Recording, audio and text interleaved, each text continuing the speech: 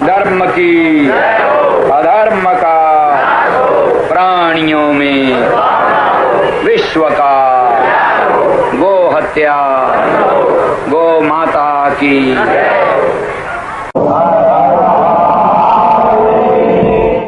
मच्चित्तामद्गत प्राणाः बोधयन्तः परस्परम् कथयन्तश्च माम् नित्यम् तुष्यन्ति च रमन्ति च। वहाँ तो अगर जीव अपने आसन से न डोले तो जीव का आहार क्या है, इसी विषय को आज हमने प्रारंभ किया। भगवान शंकराचार्य ने लिखा, जीव प्रज्ञा का भोक्ता होता है, ज्ञान ही हमारा भोग्य है। प्रज्ञा माने ज्ञान। शब्द ज्ञान में शब्द हमारा भोग्य नहीं होता, शब्द की अपेक्षा प्रत्यक्ष अंतरंग ज्ञान ही हमारा भोग होता है। स्पर्शक ज्ञान में ज्ञान ही हमारा भोग होता है, रूपक ज्ञान में रूप ज्ञान ही हमारा भोग्य होता है, रसक ज्ञान में ज्ञान ही हमारा भोग्य होता है, गंधक ज्ञान में ज्ञान ही हमारा भोग्य होता है, और गंधक ज्ञान में ज्ञान ही हमारा भोग्य होता है। दुख न व्यापे, इसके मैं सांकेतिक ढंग से विधा बताता हूँ। दुखक ज्ञान, दुखक ज्ञान में ज्ञान को भोग्य बनावेंगे तो दुख से पारंगत रहेंगे, और दुख को अपने साथ बढ़ लेंगे। मैं दुखी हूँ तो दुख दुख देगा। दुख के माध्यम से भी बहुत विचित्र बात, ध्यान देकर सुनिए।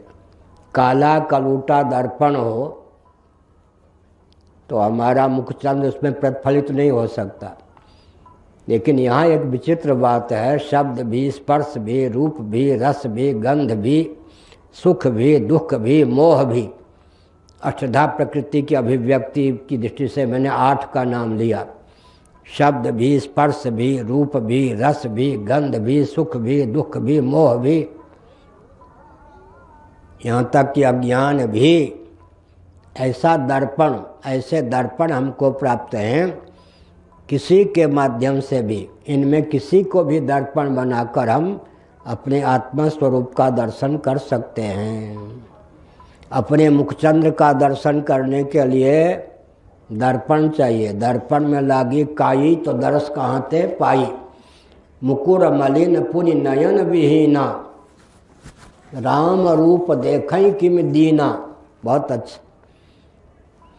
गए गुजरे दीनहीन कंगाल कौन है। अरब रुपये भी किसी के पास हों, लेकिन गए गुजरे दीनहीन कंगाल वो सिद्ध हो सकते हैं। 2 रोटी की व्यवस्था ना हो लेकिन वो भी कंगाल नहीं सिद्ध हो सकता। दीन कौन है। मुकुर मलिन चेतो दर्पण मार्जनम, चित्त रूपी मुकुर माने दर्पण मलिन है। और नयन विहीना, विवेक और भक्ति रूप नेत्रों से हम रहित हैं। वैराग्य रूप दर्पण में प्रतिफलित, वैराग्य भावापन्न चित्त रूप दर्पण में प्रतिफलित जो हमारा स्वरूप है, भक्ति और विवेक रूपी आँखों से उसका दर्शन हो सकता है। मुकुर मलिन पुनि नयन विहीना, मुकुर मलिन पुनि नयन विहीना, राम रूप देखई किम दीना। पूज्य गुरुदेव धर्म सम्राट प्रातः स्मरणीय श्री करपात्री जी महाभाग ने काशी में प्रवचन के समय एक बार कहा, मुझे बहुत प्रसन्नता हुई। उन्होंने कहा कि मुकुर मलिन पुनि नयन विहीना। चैतन्य महाप्रभु ने कहा, चेतो दर्पण मार्जनम श्री कृष्ण संकीर्तनम। दूसरे का मुख देखने के लिए नेत्र ही पर्याप्त होते हैं, दर्पण की आवश्यकता नहीं होती। अपना मुखचंद्र देखना हो तो दर्पण की आवश्यकता होती है। चेतो दर्पण मार्जनम, गौड़ी संप्रदाय के महानुभावों को चैतन्य महाप्रभु के द्वारा विरचित यह जो श्लोक है उसके आधार पर उनका सिद्धांत क्या सिद्ध होता है विचार करना चाहिए। उनकी दृष्टि में अगर श्री कृष्ण साक्षात प्रत्यगात्मा सिद्ध न होते तो श्री कृष्ण के दर्शन के लिए नेत्रों का वर्णन करते, दर्पण का वर्णन नहीं करते। दर्पण की आवश्यकता तो अपने मुखचंद्र को देखने के लिए होती है ना, दूसरे के मुखचंद्र को देखने के लिए दर्पण की आवश्यकता नहीं होती। चेतो दर्पण मार्जनम मुकुरम वलिनम पुनि नयन विहीना राम रूप देखई किम दीना। जगत में वे दीन हैं, हीन हैं, कंगाल हैं, जिनका चित्त रूपी दर्पण मलिन है और भक्ति तथा बोध रूपी नेत्रों से जो विहीन हैं। तो भगवत दर्शन के लिए हमने कहा विषय रूपी आसन पर करण, करण रूपी आसन पर अधिदैव, अधिदैव रूपी आसन पर जीव विराजमान है। विषय की अपेक्षा करण, करण की अपेक्षा सुर उत्कृष्ट चेतना संपन्न है, लेकिन देवों में भी चेतना का संचार करने वाला स्वयं जीव है। कर्म और उपासना के फलस्वरूप जीव ही विविध करणानुग्राहक देवता के रूप में अवतीर्ण होता है। अब जीव का उपास्य कौन हो सकता है? तुलसीदास जी। विषय करण सुर जीव समेता सकल एक तेक से चेता सब कर परम प्रकाशक जोई राम अनादि अवधपति सोई। जीव जिससे उद्भासित है वह स्वप्रकाश राम भजनीय है। जीव के भजनी देवता होंगे या जगदीश्वर। अगर जीव अपने को मनुष्य आदि मानता है तो देवता उसके भजनी हो जाएंगे। अगर जीव स्वयं को जीव ही मानता है तब जगदीश्वर ही उसके, हाँ ठीक है गीत गाओ, जगदीश्वर ही उसके भजनी हो सकते हैं। बढ़िया है। हमारी चाची गोद में बैठा कर भागवत कथा सुनाने ले जाती थी। बच्चे को लाना चाहिए, बढ़िया। बच्चा भी शांत होकर सुन रहा है। चाची हमको गोद में बैठा के ले जाती थी। गांव पंडितों का था। भागवत कथा बहुत ऊंचे विद्वान न्यायाचार्य करते थे, तो हम लोग गोद में बैठ के चाची की कथा सुनते थे भागवत की। बहुत बढ़िया। बच्चों को संस्कार पड़ता है। हमने संकेत किया आसन से मत डोल रहे तो ये पिए मिलेंगे। जीव अपने आप में जहाँ है अगर वहीं रहे तो एकमात्र जगदीश्वर ही उसके लिए भजनीय होंगे। लेकिन जब वो व्यवहार में आता है, मनुष्य भावापन्न है, मनुष्य शरीर में है, तो किसी देवता का अनादर न करे। स्वतः जब जीव है वो तो देवता से उत्कृष्ट है। जगदीश्वर ही जीव से एकमात्र उत्कृष्ट सिद्ध होते हैं। लेकिन जस काछिए चाह चाहिए तस चाहिए नाचा।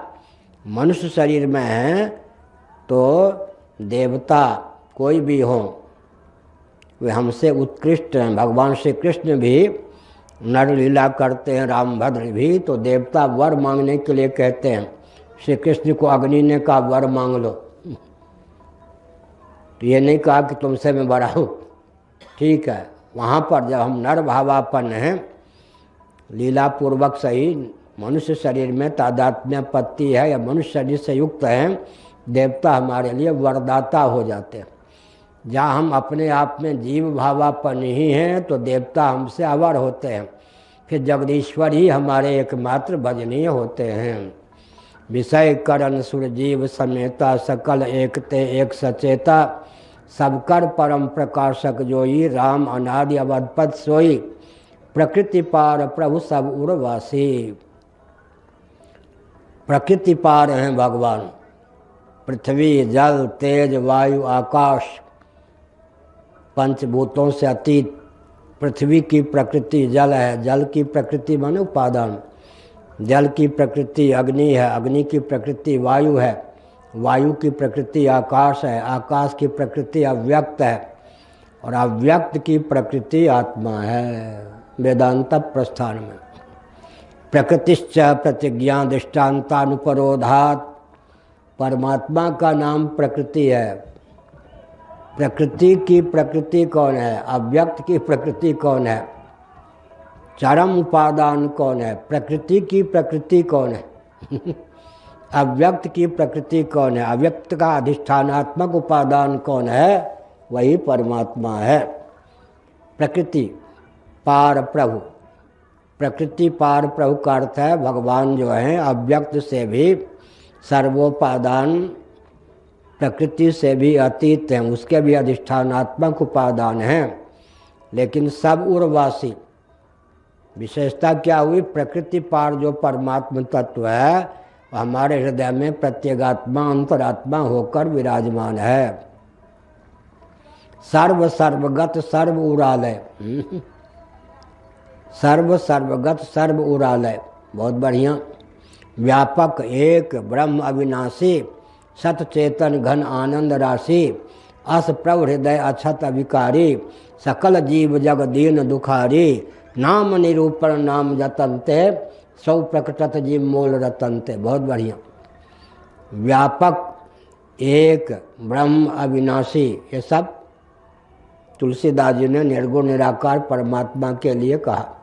व्यापक एक ब्रह्म अविनाशी, सत चेतन घन आनंद राशि, इसका अर्थ अद्वितीय सच्चिदानंद घन भगवान, घन सद घन चिद घन आनंद घन, सदद्वैत चिदद्वैत आनंदाद्वैत, अद्वैत अद्वितीय सच्चिदानंद। व्यापक एक ब्रह्म अविनाशी, सच्चेतन घन आनंद राशि, अस प्रभु हृदय अक्षत अविकारी, अविकारी माने निरुपाधिक धरातल पर निर्विकार, ज्यों के त्यों, किसी प्रकार उनमें क्षति प्राप्त नहीं है, ज्यों के त्यों सदघन चिदघन आनंद घन, स्वगत सजाति विजाति भेद शून्य, अस्प्रभ हृदय अक्षत अविकारी, सकल जीव जग दीन दुखारी। लेकिन मैंने कहा था 3 दिन पहले, बड़ी विचित्र बात है, दीपक तले अंधेरा। भगवान तो हैं सदघन, लेकिन हमको मृत्यु का भय प्राप्त है। चिदघन, जड़ता अज्ञता ना समझी मूर्खता के चपेट में पड़े हुए हैं। भगवान आनंद घन हैं और हृदय में ही हैं, और प्रत्यगात्मा होकर भी विराजमान वे ही हैं, अंतर्यामी होकर भी विराजमान वे ही हैं, लेकिन हम त्रिविध तापों से संतप्त हैं। क्यों? प्रकट नहीं किया। भगवान को प्रकट कीजिए। भगवान की विद्यमानता ही पर्याप्त नहीं है, प्रकट कीजिए। आरसी शीशे के माध्यम से अग्नि को प्रकट करते हैं, तब काम बनता है। सूर्य की रश्मि को अग्नि का रूप देते हैं, तब वो रश्मि दाहक बन जाती, अन्यथा रुई का प्रकाशक बन जाती। और अगर हम अग्नि के रूप में सूर्यकांत मणि के माध्यम से सूर्य की रश्मि को परिणत कर लें तो प्रकाशक ही नहीं दाहक भी बन जाता है सूर्य। तो प्रकट भगवान की विद्यमानता से तो सामान्य काम चलता है, अज्ञान भी उनसे प्रकाशित, काम भी, क्रोध भी, लोभ भी, मोह भी। भगवान जो चित्त सामान्य हैं, उनके प्रकाश से कोई कामक क्रोध लोभ आदि को खतरा नहीं है, वो प्रकाशित हैं।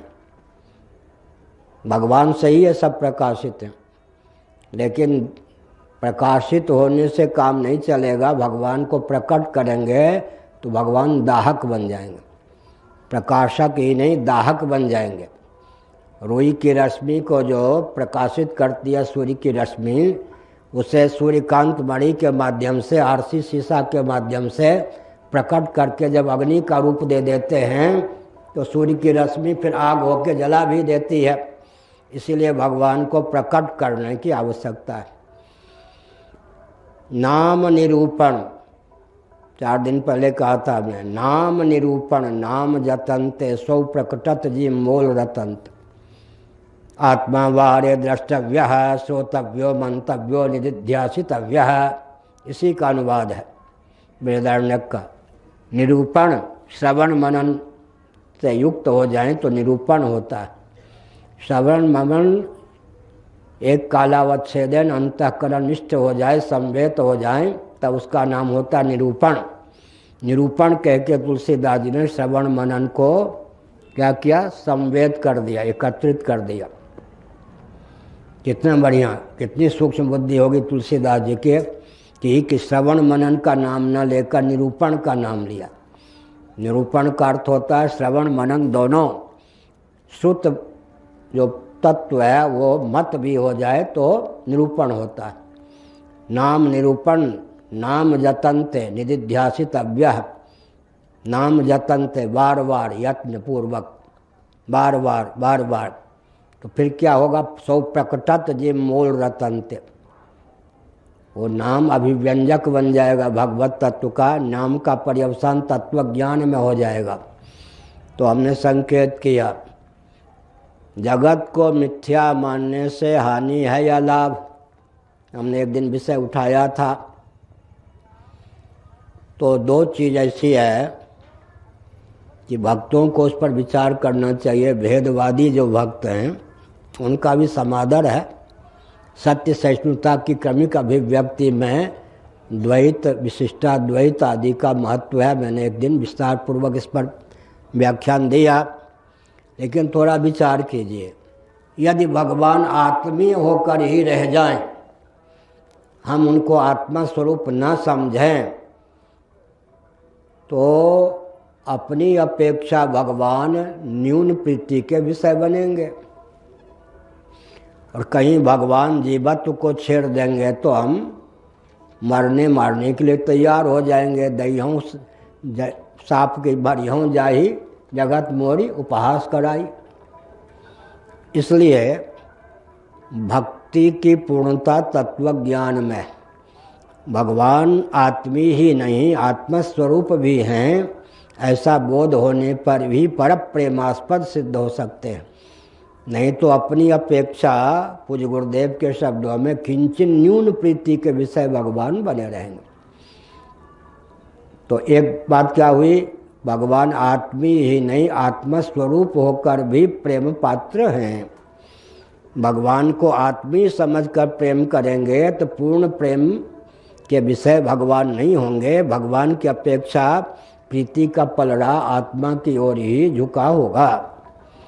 दूसरी बात है कि जगत को मिथ्या मानने से हानि है या लाभ।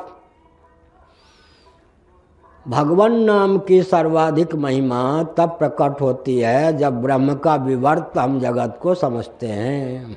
क्या, फिर से सुनिए, भगवान को आत्मा समझने की आवश्यकता इसलिए है, यदि हम भगवान को आत्मी ही समझेंगे तो हमारे भगवान हमारी अपेक्षा किंचित न्यून प्रीति के विषय बने रहेंगे।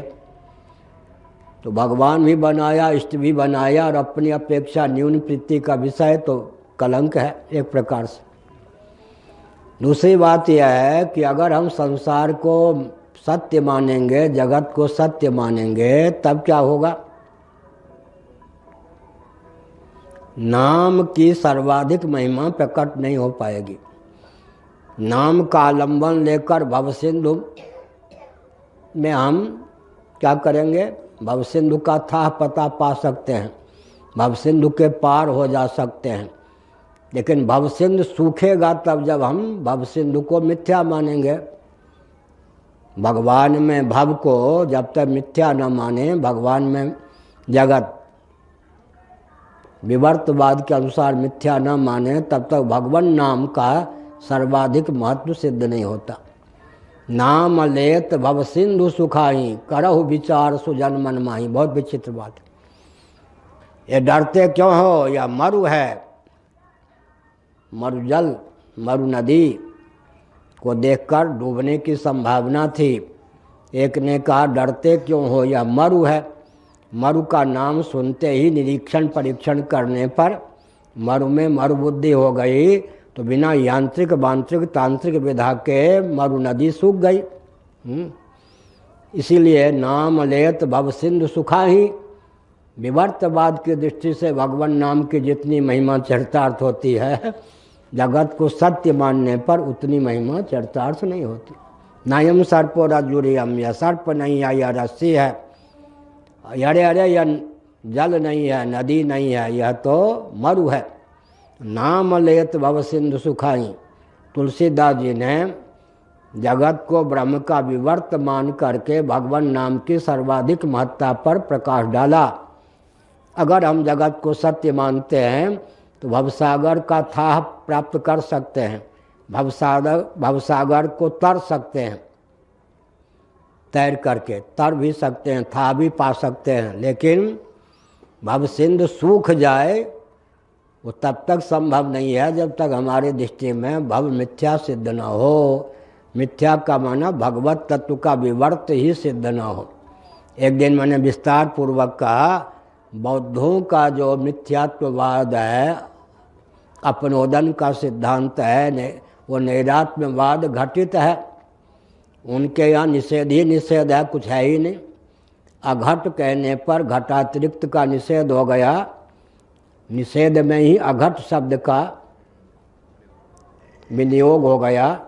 एक विचित्र बात, मैंने घट कहेंगे घट विधिमुख से, अर्थ क्या होगा? घट कहने पर घटातिरिक्त का प्रतिषेध हो गया, घट नामक कोई पदार्थ शेष नहीं रहा। भगवान शंकराचार्य ने कहा, सत्यम ब्रह्म, ज्ञानम ब्रह्म, आनंदम ब्रह्म, आनंदो ब्रह्म, अनंतम ब्रह्म। केवल निषेध मुख से कहें तो अनंतम ब्रह्म, सबका निषेध हो गया। लेकिन सत्यम ब्रह्म, ज्ञानम ब्रह्म व्यावर्तक होते हुए भी स्वरूप के लक्षक हैं। ये सत्यम कहने पर अनित्य का व्यावर्तन ही नहीं हुआ, बल्कि भाव पदार्थ का इंगन भी हुआ, इंगित भी हुआ। व्यावर्तन में ही इनकी शक्ति समाप्त नहीं हो जाती, वस्तु के निर्धारण को भी ये इंगित करते हैं। सत्यम ब्रह्म, ज्ञानम ब्रह्म, अचित पदार्थ का निषेध ही नहीं हुआ, चित धातु का विमर्श भी प्राप्त हो गया। ऐसे आनंदम ब्रह्म, संताप दुख का प्रतिषेध ही नहीं हुआ, आनंद का इंगित भी हुआ, आनंद की प्राप्ति भी हुई। इसका अर्थ आज के प्रवचन का सार क्या निकला? नाम लेत भव सिंधु सुखाई। हम भव सिंधु को भगवान का विवर्त मानते हैं। भव सिंधु का वास्तविक स्वरूप, भव का वास्तविक स्वरूप भगवान ही है। हमारे यहाँ नैरात्म्यवाद का अर्थ क्या होता है? सबको शाश्वत जीवन प्रदान करना, सबको शाश्वत जीवन प्रदान करना। अगर ऐसा ना भी करें तो प्रकृति छोड़ेगी क्या? प्रलय का जब अवसर होगा तब पार्थिव प्रपंच का दर्शन हो ही जाएगा, पृथ्वी का दर्शन हो ही जाएगा, जल का दर्शन हो ही जाएगा, तेज का दर्शन हो ही जाएगा, वायु का दर्शन हो ही जाएगा, आकाश का दर्शन हो ही जाएगा, अव्यक्त का दर्शन हो ही जाएगा। आत्म तत्व में अव्यक्त एकीभूत होकर सन्निहित रहेगा। कितना भी पकड़ना चाहें, हमने कहा था एक दिन, पूरी अहमता ममता लगा करके अपने शरीर को, सगे संबंधियों को पकड़ के रखा, काल ने सब पर पानी फेर दिया। पुरानी पत्नी, पुराने पति कुछ याद? किस शरीर में थे, कौन सा चुलबुलापन करते, कुछ याद है क्या? जगत को कितना भी अहमतास्पद ममतास्पद बना के रखें, काल क्या करता है? सब पर ऐसा पानी फेर देता है। अरबों, अनादिकाल से अरबों शरीर हमने प्राप्त किया। उन शरीरों में एक एक शरीर में हम थे तो उछलते कूदते थे, उनको लेकर ही सर्वतोभावेन अहमता ममता चिपकी हुई थी। काल ने क्या किया? सत्य को उजागर इतना कर दिया, कुछ भी नहीं। यह भी शरीर, अगर तत्व ज्ञान नहीं हुआ, इस शरीर को लेकर फुदकते हैं, काल इस पे ऐसा थपेरा मारेगा, ये भी घन सुसुप्ति का रूप धारण कर लेगा। इसलिए अब हम प्रवचन को विराम देते हैं। हमारे जीवन में जो त्याग की आवश्यकता प्रतीत होती है हमें, उस पर ध्यान दें तो भगवत तत्व की अभिव्यक्ति का मार्ग प्रशस्त होता है। निद्रा का वेग आते ही प्रिय वस्तु, सगे संबंधी, किसी पर दृष्टि डालने की आवश्यकता नहीं होती, सबसे आंख मिचनी पड़ती है। अपने शरीर से भी आंख को मिचनी पड़ती है, मन को प्रणाम करना पड़ता है, या मन हो ही जाता है। इंद्रियों को भी फुदकते रहने दें तो नींद नहीं आएगी। इंद्रियों से भी उपरामता हो जाती है, अंतःकरण से भी उपरामता हो जाती है, प्राणों से भी उपरामता। प्राण स्पंदन को ही गिनते रहें तो विक्षिप्त हो जाएं। विषयजन्य आनंद को ही बटोरे हैं, उसी में ध्यान रखें तो विक्षिप्त हो जाएं। अंत में आनंद, सुख, भोग्य, कोटि प्रविष्ट आह्लाद, इनसे भी मुख मोड़ लेते हैं, तब गाढ़ी नींद आती। कितनी ऊंची चीज है। कल भी मैंने कहा था, त्यागात शांतिरनंतरम, रपट पड़े तो हर गंगा। परसों भी कहा था, कल भी, चौथे रोज। अनिच्छन्नपि त्याग हो जाए, न चाहने पर भी कोई विद्यार्थी परीक्षा के दिन में पढ़ना चाहता हो, इसमें नींद झटका आ जाए। आज मैं सोच रहा था, विद्यार्थी जीवन तो जीवन भर रहता है, लेकिन कहने को जब हम विद्यालय में पढ़ते थे तो हमारे मित्र कहते थे कि आजकल तो ज़्यादा पढ़ते होगे। हमने कहा ना। क्यों? परीक्षा के दिनों में तो आधे पढ़ते। हमने कहा हम 12 महीने इतना पढ़ते हैं, उससे अधिक समय नहीं कि परीक्षा के दिनों में ज़्यादा पढ़ने का अवसर नहीं मिले। क्या आप लोग परीक्षा के दिनों में ज़्यादा पढ़ते हो? हम तो 12 महीने परीक्षा के दिन नहीं होते तो इतना पढ़ते हैं, उससे अधिक मेरे पास 5 मिनट भी समय नहीं होता कि परीक्षा के दिनों में ज़्यादा पढ़ूं। हर समय परीक्षा ही मेरे जीवन में है। तो क्या सार निकला? निद्रा का वेग जिससे उपरामता का बल और वेग प्रदान करता है, क्या क्या है?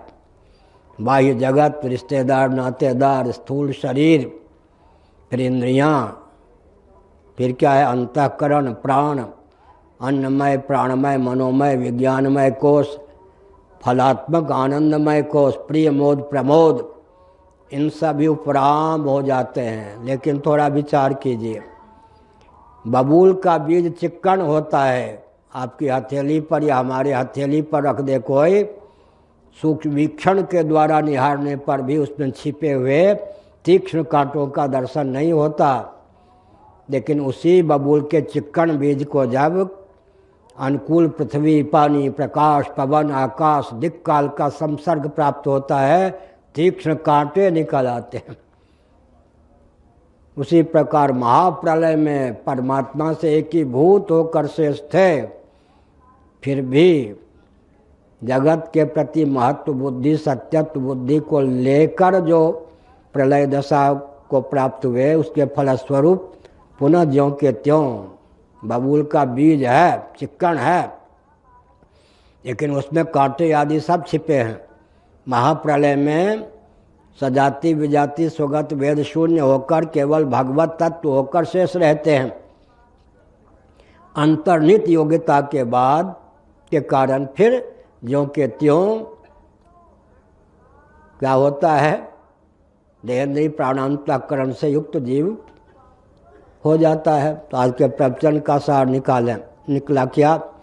व्यवहार भी कीजिए लेकिन परमात्मा की सिद्धि के लिए, परमात्म तत्व की सिद्धि के लिए, परमार्थ सिद्धि के लिए।